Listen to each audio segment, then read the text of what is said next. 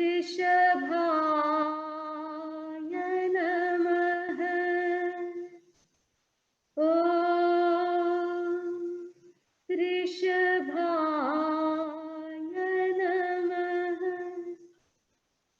ॐ ऋषभाय नमः। भक्तामर पाठ संपन्न। ओम।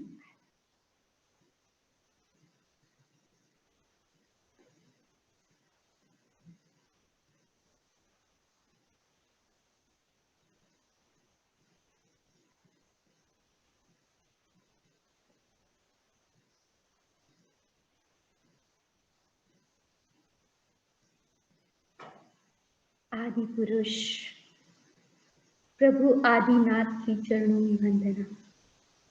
परमाराध्य गुरुदेव की चरणों में वंदना। वर्षित की आराधना करने वाले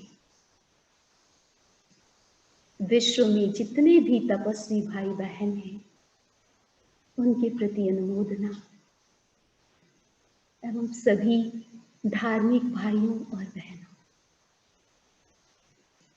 आज के कार्यक्रम की शुरुआत एक भजन के साथ शुरू कर रही है। आदिनाथ भगवान की स्तुति।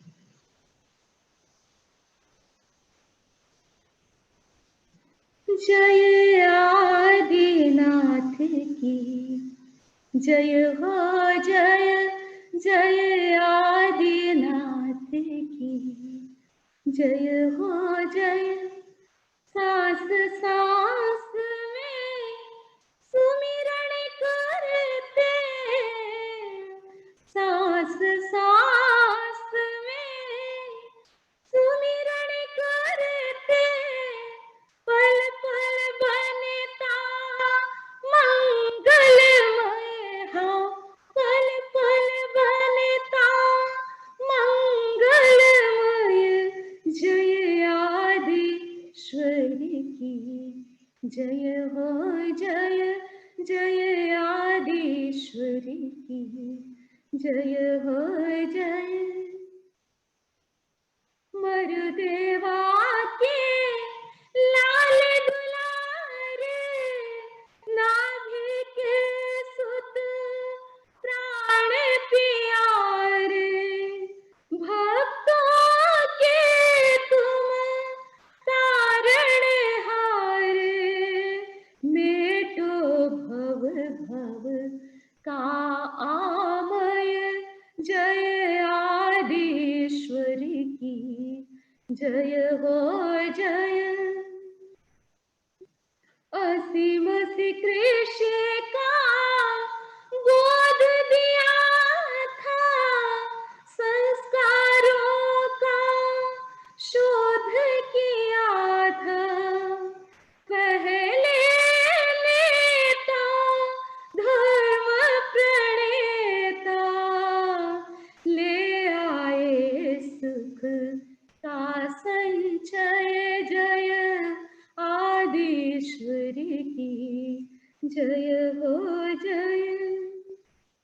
नर त्रिदेव भले हो दानव, सम्मुख कोई अन्य उपद्रव, नाम जुबां पर आते ही हम बन जाते हैं अभय भय। जय आदिश्वर की जय हो, जय।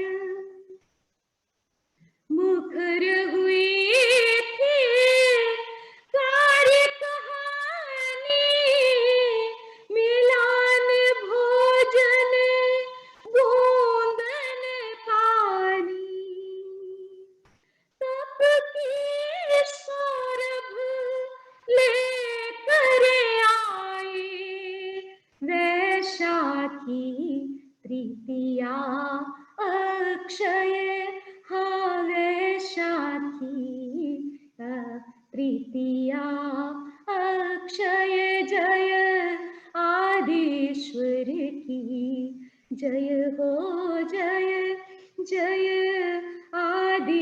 ईश्वर की जय हो जय। बंधुओं और बहनों, अक्षय तृतीया का परम पवित्र अवसर और अक्षरतः हम प्रभु आदिनाथ की स्तवना करते हैं, गुणगान करते हैं, भक्ति करते हैं। आज मेरे मन में आया कि क्यों न इस अवसर पर आदिनाथ से जुड़े उस वंश की हम चर्चा करें, उनको हम याद करें, जिस वंश का नाम इक्ष्वाकु वंश, और उस वंश को हम तरण तारण वंश कह सकते हैं। कैसा वंश जो अपने आप में अनूठा है और सारे सेलिब्रिटीज मानो उसी वंश में अवतरित हुए। ऐसा वंश जिसमें उस युग के वर्तमान तीर्थंकर एक ही परिवार में उसी युग के वर्तमान चक्रवर्ती होने वाले भावी अंतिम तीर्थंकर, भावी वासुदेव, इस युग की प्रथम सिद्ध आत्मा, जाने कितने लोग, विशिष्ट लोग, 63 शलाका पुरुष, जो गिनती पर गिनने वाले, अंगुलियों पर गिनने वाले ऐसे विशिष्ट पुरुष, और उनमें कितनी आत्माएं इस वंश के साथ जुड़ी हुई है। शुरू करें हम परम पिता आदिनाथ के पिता श्री नाभि, कुलकर नाभि, पिता नाभि, और अगर उन पर विचार करते हैं तो नाभि अपने आप में परम पवित्र महान आत्मा है, क्योंकि एक महान आत्मा के वो पिता है, जनक है। उनके जीवन की अनेकानेक विशेषताएं जुड़ी हुई है, लेकिन एक विशेषता जो बहुत प्रैक्टिकल हमारे सब के लिए प्रेरणा देने वाली, वो है एडवाइजिंग क्वालिटी। पिता नाभि की ये क्वालिटी कब सामने आती है? जब उस युग के सभी लोग मिलकर के कुलकर नाभि के पास आते हैं। क्या करें हम? समस्याएं दिन प्रतिदिन बढ़ती ही जा रही है, कोई विशेष समाधान नहीं मिल रहा है। अब करें तो क्या करें? लोग नाभि के पास आए हैं, नाभि को पूछ रहे हैं, और नाभि उस समय के सर्वे सर्वा है।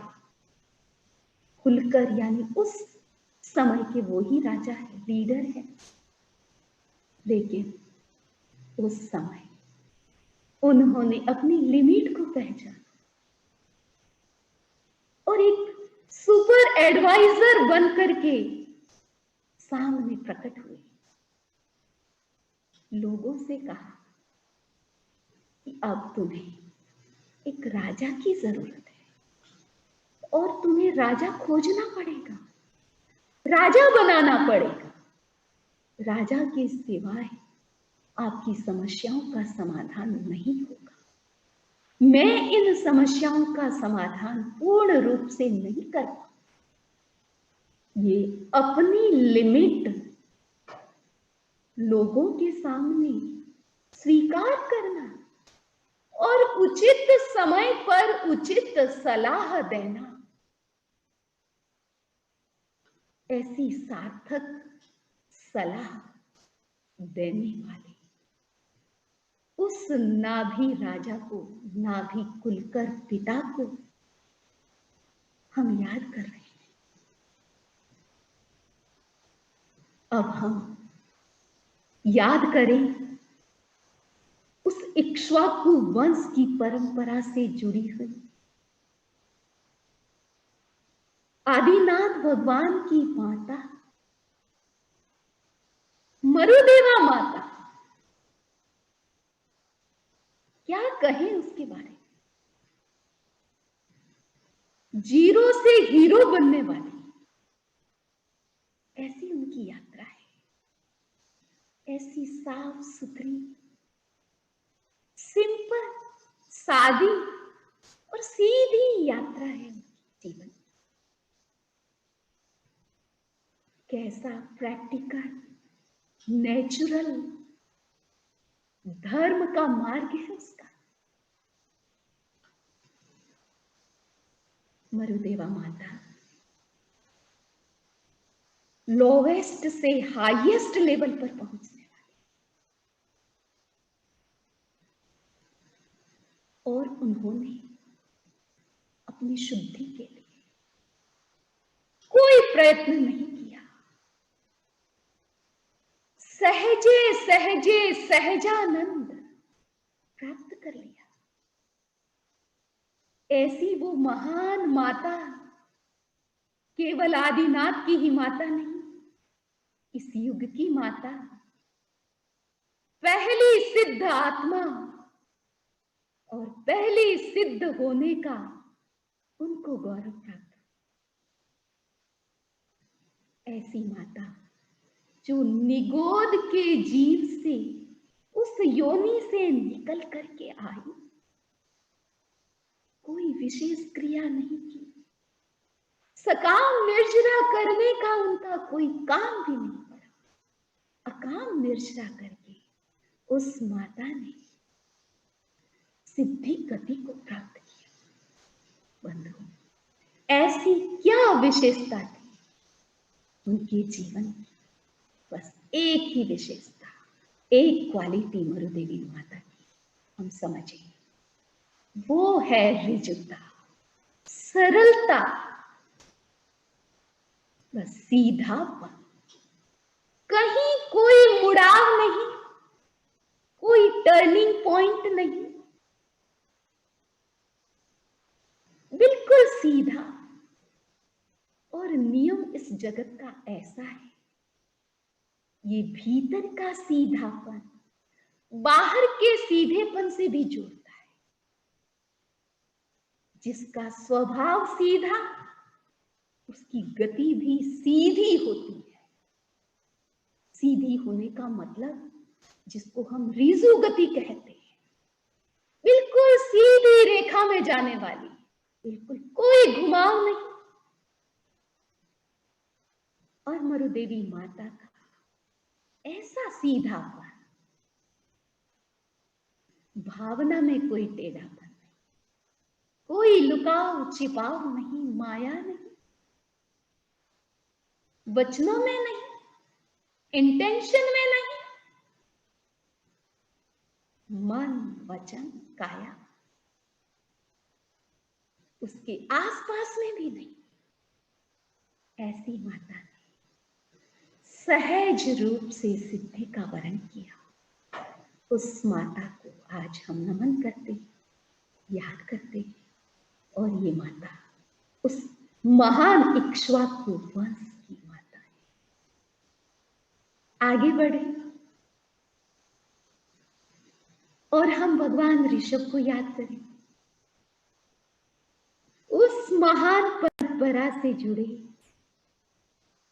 ऋषभ प्रभु, उसके बारे में तो हम क्या कहें, उन्होंने क्या नहीं किया। गांधी जी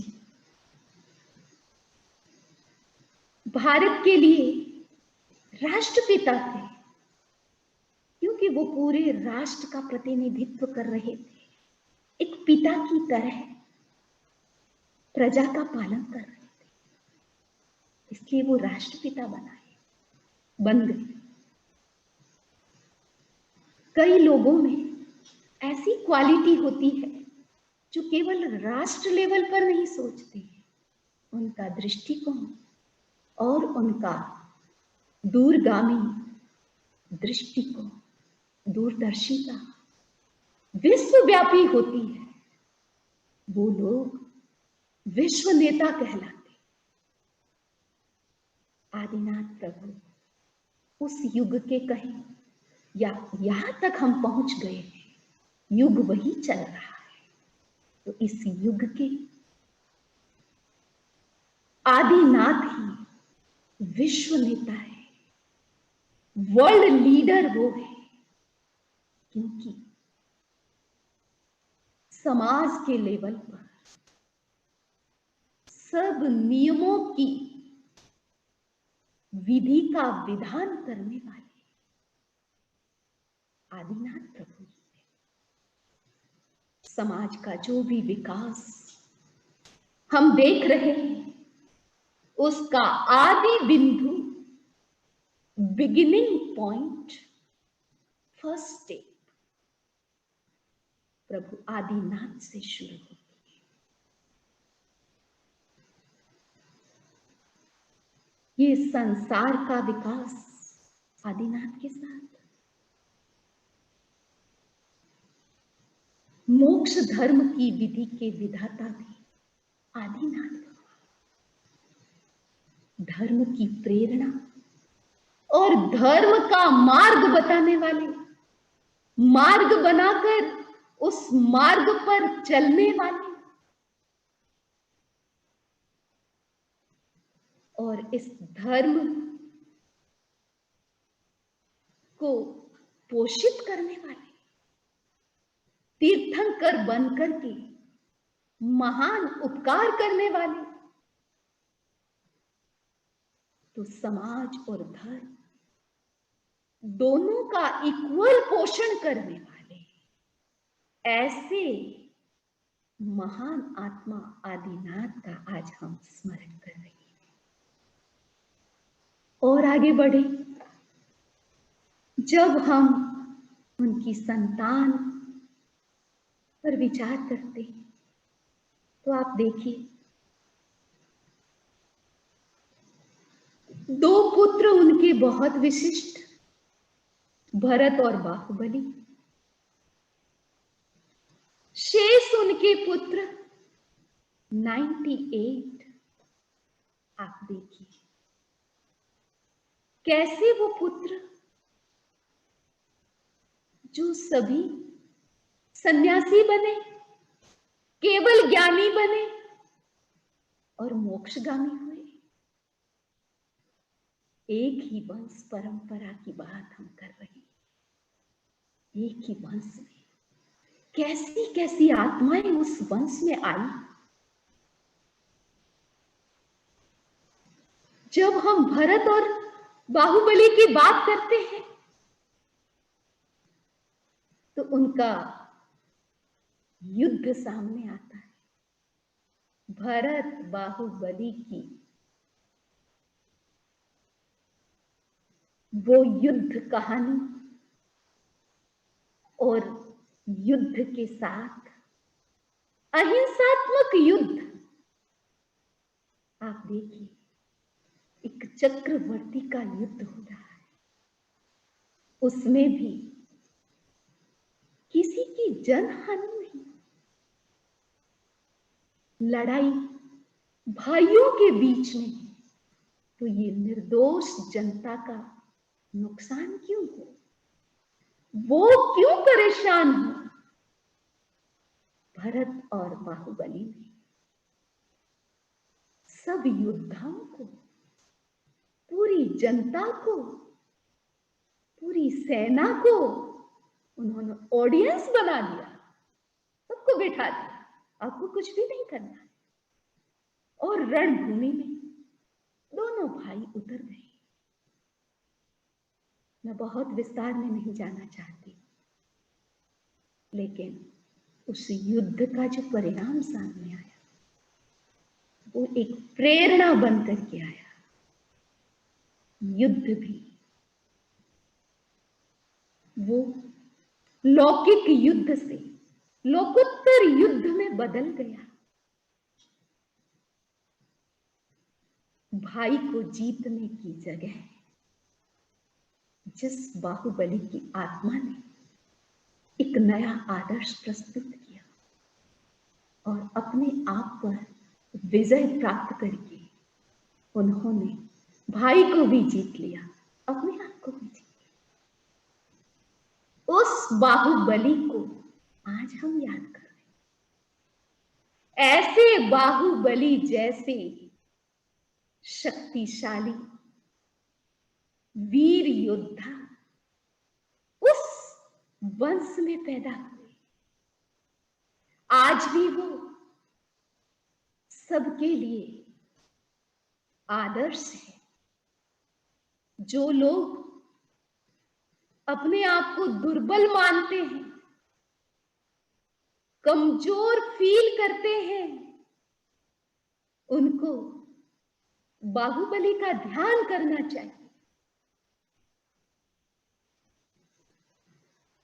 तो वो शक्ति के प्रतीक और आदर्श बनकर के आज भी हमारे सामने प्रस्तुत है। ऐसे बाहुबली को आज हम याद करते हैं, उन्हें नमन करते हैं। अब बात आती है चक्रवर्ती भरत की।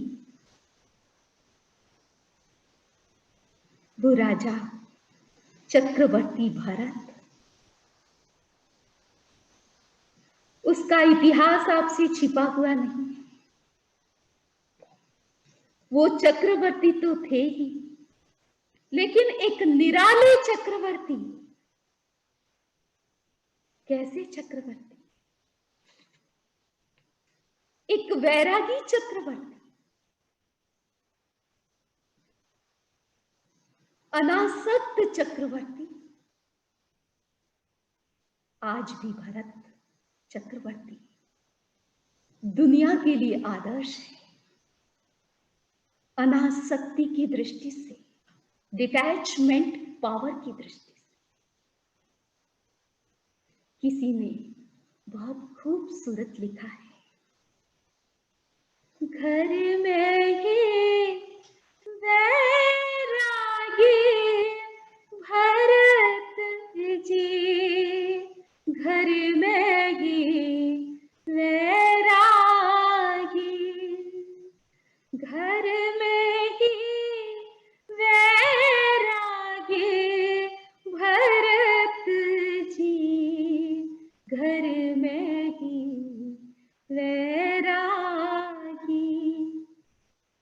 धन्य धन्य है लोग वही जो दिव्य ध्वनि सुन पाते, किंतु भरत जी 6 खंडों पर विजय ध्वजा फहराते।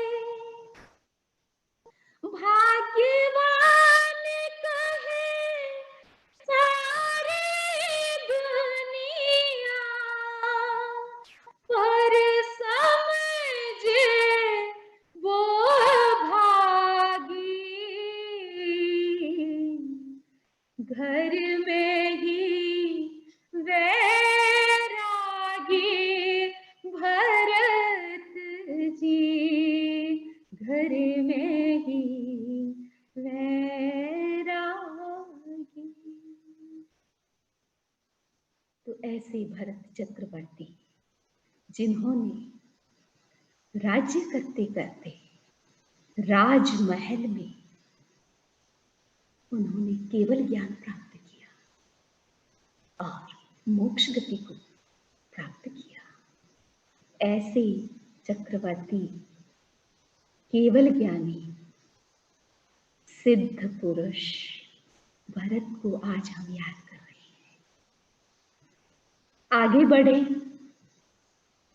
और भरत और बाहुबली से पहले उनकी माताओं से जुड़ी हुई कहानी, उसको भी आप समझिए। तो आदिनाथ जब राजा की अवस्था में थे तो उनके 2 पत्नियां थी, सुनंदा और सुमंगला। एक पत्नी, जैसा कि वो यौगलिक युग था, तो एक पत्नी ने तो उन्हीं के साथ जन्म लिया, आदिनाथ के साथ जन्म लिया। तो जन्म के समय तो वो दोनों भाई बहन हैं। आगे जाकर के वो भाई बहन जोड़े के रूप में यानी पति पत्नी के रूप में बदल जाते हैं। तो एक पत्नी तो जो उनके साथ जन्मी थी वो थी, तो ये दूसरी पत्नी कहां से आई? ये दूसरी पत्नी वो अनाथ थी, यानी जिसके साथ उनका जन्म हुआ था, जो उनका पहले भाई था।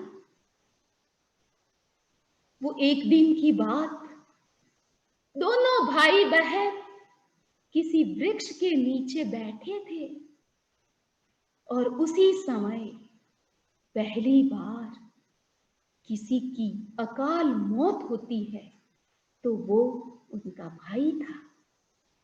भाई की अकाल मृत्यु हो जाती है और वो लड़की अकेली हो जाती है, एकाकी हो जाती है। अब संसार में उसका कोई नहीं, क्योंकि माता पिता भी चल बसे।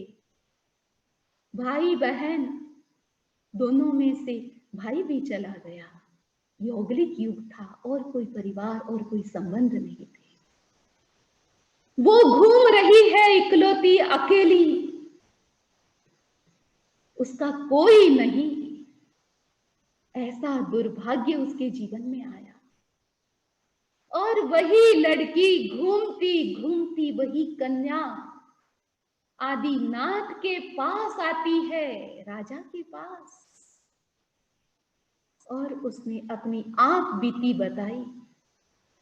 आप देखिए उस महान वंश की परंपरा की कहानी, कितनी महानता उस परंपरा के साथ जुड़ी हुई है कि उस अनाथ लड़की को आदिनाथ ने अपनाया, शरण दी, सहारा दिया।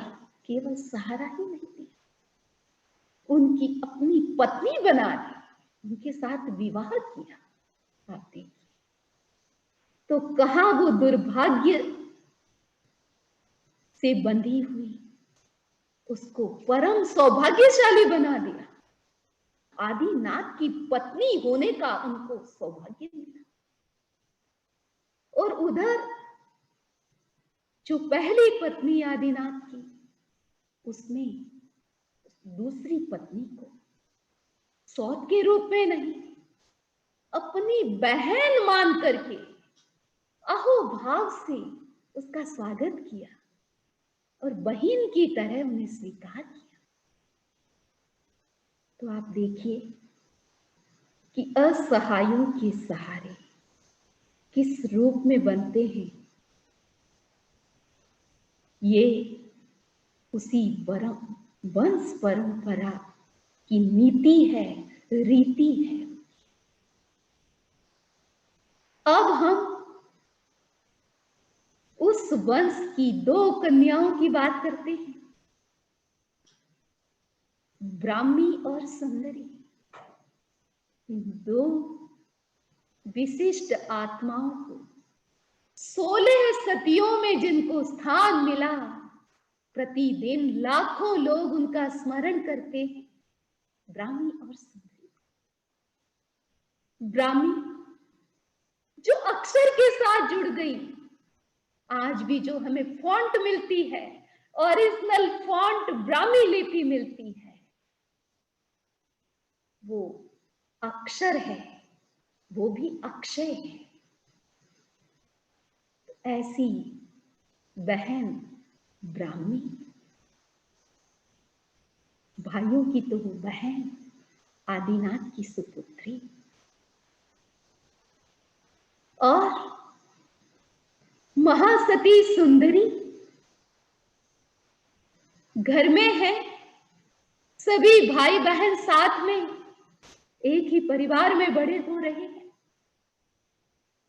सुंदरी का जैसा नाम वैसा ही व्यक्तित्व, खूबसूरत, ऐश्वर्य की धनी, सौंदर्य की प्रतिमा। उसको देखते ही भरत आकर्षित हो गए थे। बहन के रूप में तो वो उन पर मोहित थे, लेकिन कहते हैं उनकी सुंदरता और सुंदरी के शरीर पर भी उनका राग था। ये बात जब सुंदरी को पता चली तो सुंदरी ने क्या किया वो आप आज हम समझे। सुंदरी ने सोचा, अरे ये शरीर नाशवान है, ये सुंदरता परमानेंट नहीं है, खत्म होने वाली है। इस शरीर पर किसी का राग पल रहा है, उसका राग बढ़ रहा है, और मेरे शरीर के निमित्त से कोई फंसा हुआ है।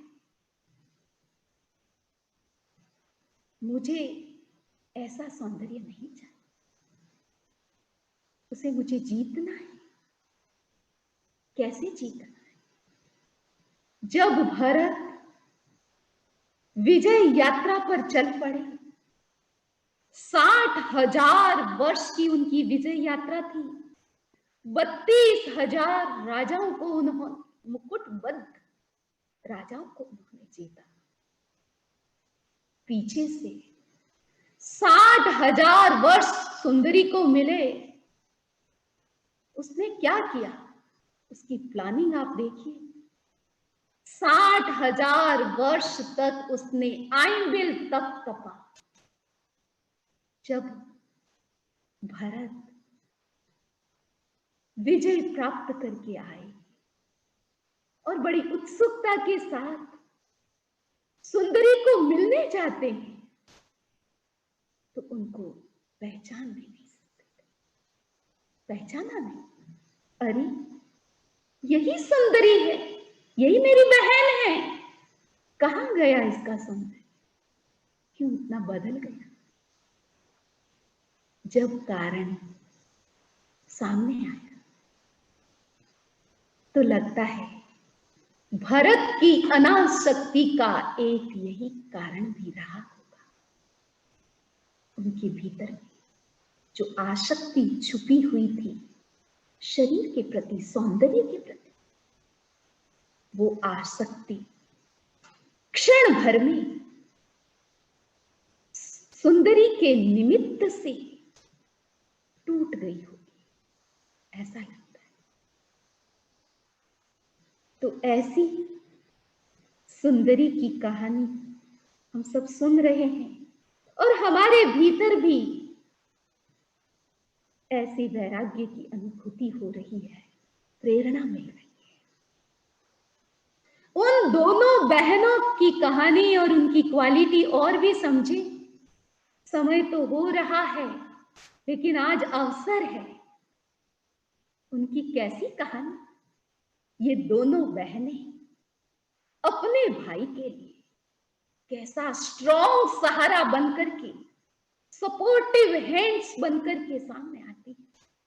जब पता चला मेरा भाई अपने ही अहंकार में अटका हुआ है, अटके हुए भाई को कैसे मुझे रन करना है, कराना है, उनको कैसे निकालना है, उसके लिए दोनों बहनों ने संकल्प किया, चलो हम चलते हैं, जाते हैं, उनको प्रेरित करते हैं, उनको समझाते हैं। और वो दो बहनें अपने भाई को कैसे समझा रही है, आप सुने कुछ लाइन। बाहुबली भैया से बहने पुकारे, अभिमान गज से उतरो प्यारे। बाहुबली भैया से बहने पुकारे, अभिमान गज से उतरो प्यारे। राजपाट छोड़ा तूने, राग रंग त्यागे, झुकती है दुनिया सारी तेरे तप आगे। एक युद्ध जीता तूने, एक युद्ध जीता तूने, पर यहाँ हारे। बाहुबली भैया से बहने पुकारे, मेरू की भांति कब से ध्यान में खड़े हो, आपने ही हट पर क्यों तुम इतने अड़े हो। नाव रुकी है कैसे आखिरी किनारे, बाहुबली भैया से बहने पुकारे। मंजिल पाना है तो अहम भाव छोड़ो, जन्म जन्म के बंधन तिनके जूं तोड़ो। समझदार को होते हैं बहुत इशारे, बाहुबली भैया से बहने पुकारे। बहनों के इन वचनों पर ध्यान लगाया, हुए हैं प्रणत जो ही परम ज्ञान पाया।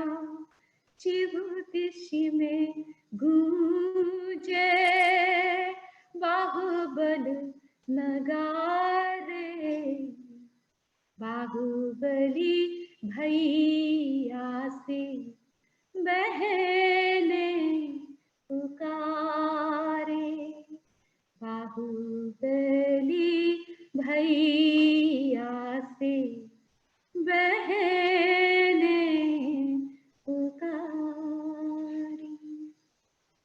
तो बंधुओं और बहनों,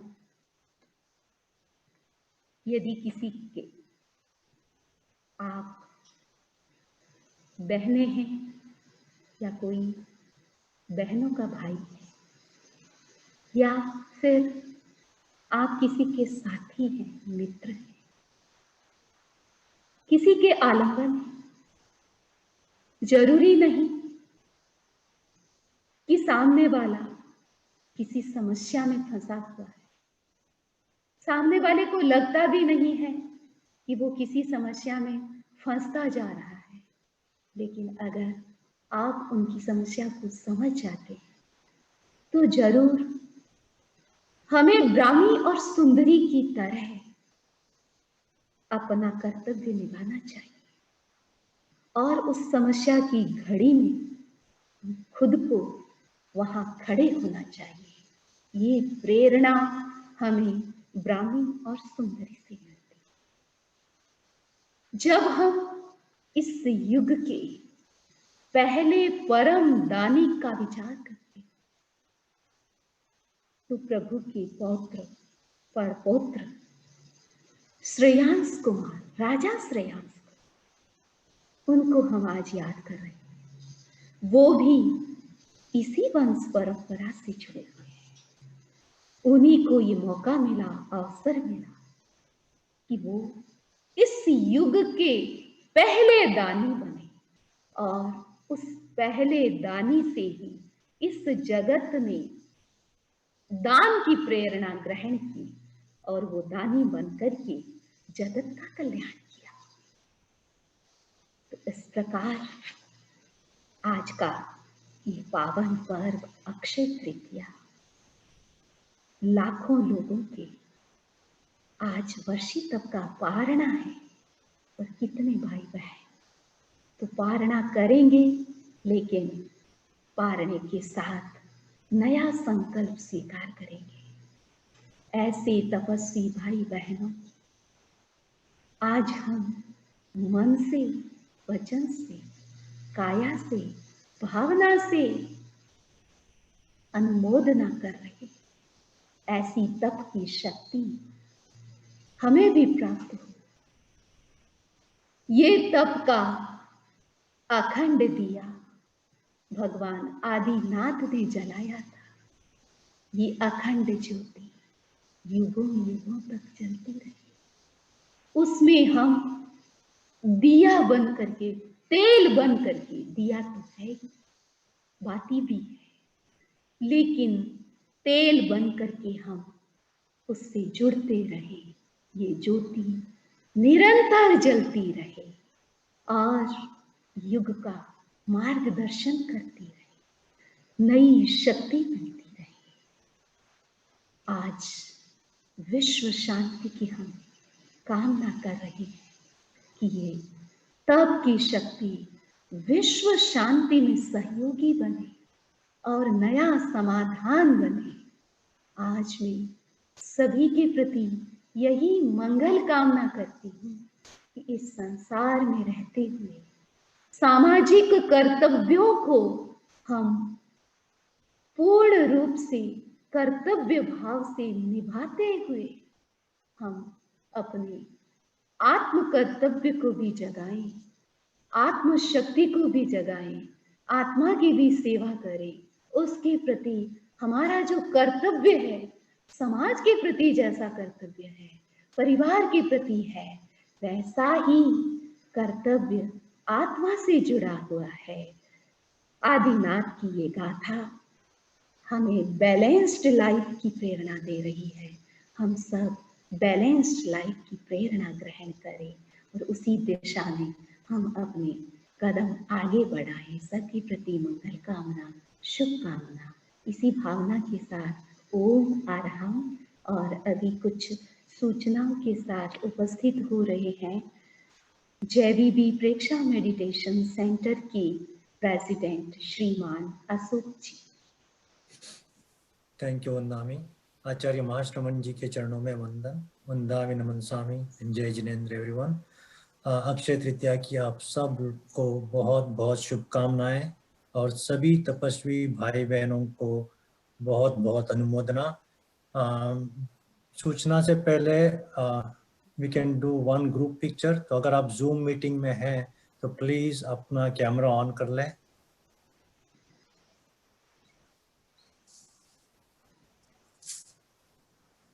And please face the camera.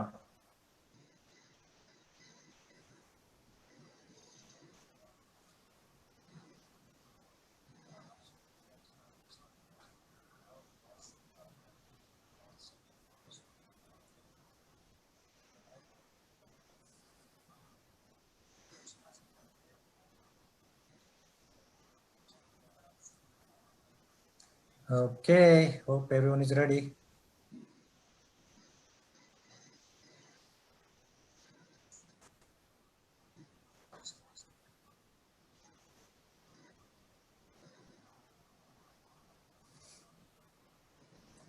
Okay, 3, 2, 1. think और अभी भी ऑन कर रहे हैं।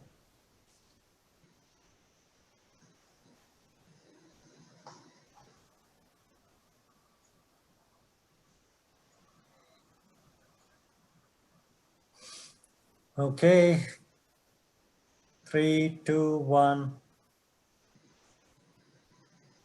Okay, thank you everyone. सूचना एक ही है, आज दोपहर में we have meditation with Seva International 3:30 p.m. Please do join. Mandami, Mangal Path. अब सुने मंगल पाठ। एकाग्रता, तन्मयता, अपने आप को मंगलमय अनुभव करते हुए पूरे विश्व में शांति हो, मंगल हो, कल्याण हो, सभी जीव समाधि में रहें, स्वस्थ रहें, सुरक्षित रहें, पॉजिटिव रहें, निर्भीक रहें। चत्तारि मंगलम अरहंता मंगलम सिद्धा मंगलम साहु मंगलम केवलिपन्नतो धम्मो मंगलम। चत्तारि लोगुत्तमा अरहंता लोगुत्तमा सिद्धा लोगुत्तमा साहु लोगुत्तमा केवलिपन्नतो धम्मो लोगुत्तमो। चत्तारि शरणं पवज्जामि अरहन्ते शरणं पवज्जामि सिद्धे शरणं पवज्जामि साहु शरणं पवज्जामि केवलिपन्नतं धम्मं शरणं पवज्जामि। विघ्नहरण मंगलकरण स्वामभीक्षुनो नाम गुणयोलख सुमिरण किया सरे अचिंत्य का। अंगूठे अमृत बसे लब्धि तड़ा भंडार श्री गुरु गौतम सवरिये वांछित फलदाता। वांछित फलदाता। ओ ऋषभाय नमः। ओ ऋषभाय नमः। ओ